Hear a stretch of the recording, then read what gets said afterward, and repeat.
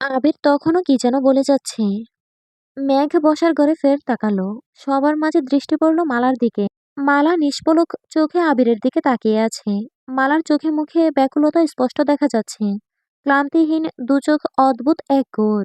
মেঘ তির্যক দৃষ্টিতে কয়েক মুহূর্ত তাকিয়ে রইল। মালার এভাবে তাকিয়ে থাকাটা মেঘের কেন যেন সহ্য হলো না। কপাল কুঁচকে নিজের রুমে চলে গেল। মেঘের মন ভীষণ খারাপ।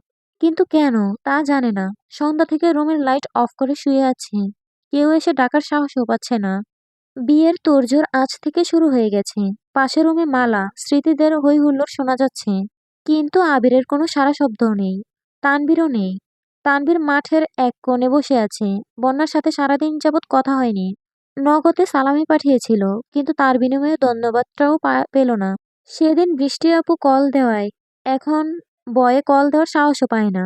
ভাবতে ভাবতে হঠাৎ বন্যার নাম্বার থেকে কল এলো। তানভীর হাসি মুখে রিসিভ করলো। বন্যা জানতে চাইলো, আপনি নগদে সালামি পাঠিয়েছেন? হ্যাঁ। কি দরকার ছিল? আপনি তো আমাকে বোন মনে করেন না। বোন না ভাবলে কি সালামি দেওয়া যাবে না? বন্যা উত্তর না দিয়ে মলিন কণ্ঠে বলল, আপনি আমাকে এভাবে কিছু দিবেন না প্লিজ।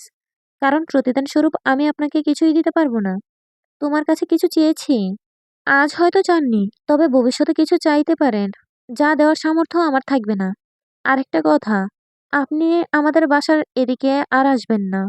তানভীর গুরুবার কণ্ঠে শুধালো, এটা তো সমস্যা? না মানে, এভাবে রাত বিরাতে আসলে মানুষ আজেবাজে কথা বলবে। আমার আব্বুর মান সম্মান নষ্ট হবে।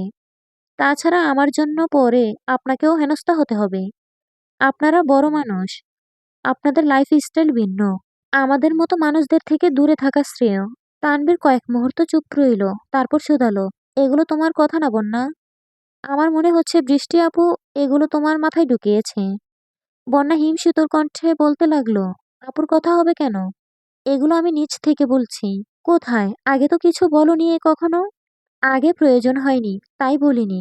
কিন্তু ইদানিং আপনার আচার আচরণ আমার কাছে ভালো লাগছে না। সবকিছুর একটা সীমা থাকে। সীমা অতিক্রম হওয়ার আগেই জানিয়ে রাখা ভালো। তাই জানিয়ে রাখলাম। আর কিছুই না। এখন কি চাচ্ছ তুমি? বন্যা আস্তে করে ডুব গিলে দৃঢ় গলায় বলতে লাগলো, আপনি মেঘের ভাই, আমি মেঘের বান্ধবী। আমাদের সম্পর্কটা এই পর্যন্ত সীমাবদ্ধ থাকলেই ভালো হবে। কখনো কোনো কারণে কোথাও দেখা হলে ইচ্ছে করলে কথা বলবেন। ইচ্ছে না করলে কথা বলার কোনো প্রয়োজন নেই। আপনি আমাকে টিউশন খুঁজে দিয়েছেন, তার জন্য আপনাকে অসংখ্য ধন্যবাদ। কিন্তু ফোনে কল দেওয়া বা নগদে টাকা পাঠানো বা হুটহাট এসে এটা সেটা গিফট করা, এই কাজগুলো দয়া করে করবেন না। আমি বারবার বলছি, আপনাদের মতো বিলাসবহুল জীবন যাপন আমরা করতে পারি না। আর কখনো পারবোও না। আমরা মধ্যবিত্ত।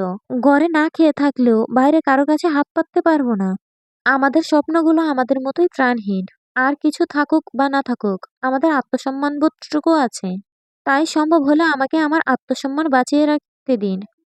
তানভীর নীরবে শ্বাস ফেলল। নিরেট কণ্ঠে বলল, ভালো থেকো। তানভীর সঙ্গে সঙ্গে কল কেটে দিল।